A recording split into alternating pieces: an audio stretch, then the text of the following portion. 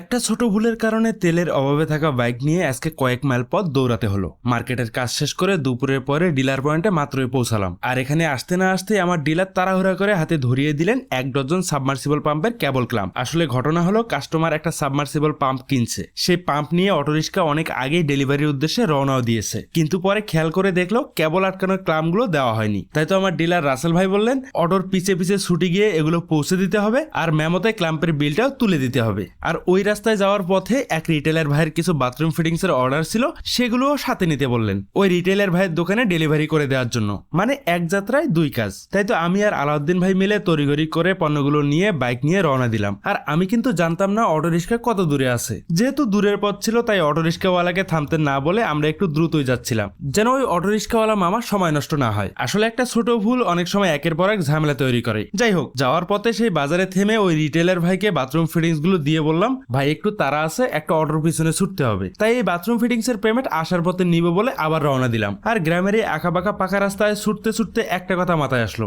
ভুল আসলে কাজের একটা অংশ। কাজ করতে গেলে এমন ছোটখাটো ভুল হবেই, কিন্তু সেই ভুলটা যত দ্রুত সম্ভব ঠিক করে নেওয়াটাই আসল ব্যাপার। আর এটা আমার নিজের কাজ না হলেও পরিচিত কারো প্রয়োজনে একটু বাড়তি খাটনি করা এটাও একটা দায়িত্ব। কারণ আমার একটু দৌড়ঝাঁপে যদি কারো কাজটা ঠিক মতো হয়ে যায় তাহলে ক্ষতিটা কি? যাই হোক, বেশ কিছুক্ষণ বাইক চালানোর পর অবশেষে সেই অটোরিক্সার দেখা পেলাম। ক্লাম্পগুলো ড্রাইভারের হাতে বুঝিয়ে দিয়ে আবার ফেরার পথে রওনা দিলাম। আর ঠিক তখনই আমার ডিলারের ফোন। জিজ্ঞেস করলেন ক্ল্যাম্পের টাকাটা মেমোতে বিল করে দিছি কিনা। আর তখনই মাথায় হাত, আরে মেমোতে তো বিলটাই লেখা হয়নি, কি আর করার। আবার ব্যাক করে কিছু দূর গিয়ে আবার সেই অটোরিক্সা থামালাম। মেমোতে বিলটা ঠিকঠাক মতো তুলে দিয়ে ড্রাইভার মামাকে আবার বিদায় জানালাম। আর এখন বাকি কাজ সেই দোকানে যাওয়া, যেখানে বাথরুম ফিটিংস গুলো আসার পথে দিয়ে আসছিলাম। সেখান থেকে পেমেন্টটা নিয়ে সোজা চলে যাবো ডিলার পয়েন্টে। আর ভুল থেকে ভালো কিছু হয়ে যায় কখনো কখনো। এই যেমন ওই রিটেলার ভাইকে বাথরুম ফিটিংস গুলো ডেলিভারি দেওয়া হয়ে গেল, ফলে বিক্রি বাড়লো আর ক্যাশ টাকাও হাতে চলে আসলো। কাজ করতে গেলে একটু একটু ভুল হবেই, কিন্তু সেই ভুলটা মেনে নিয়ে কাজটা সুন্দরভাবে শেষ করাটাই আসল। ছোট্ট একটা ভুলের জন্য কখনো কখনো বড় কোনো কাজ আটকে যায়। তাই কষ্ট হলেও দিন শেষে কাজটা নিখুঁতভাবে শেষ করতে পারার মধ্যেই আলাদা একটা শান্তি আছে।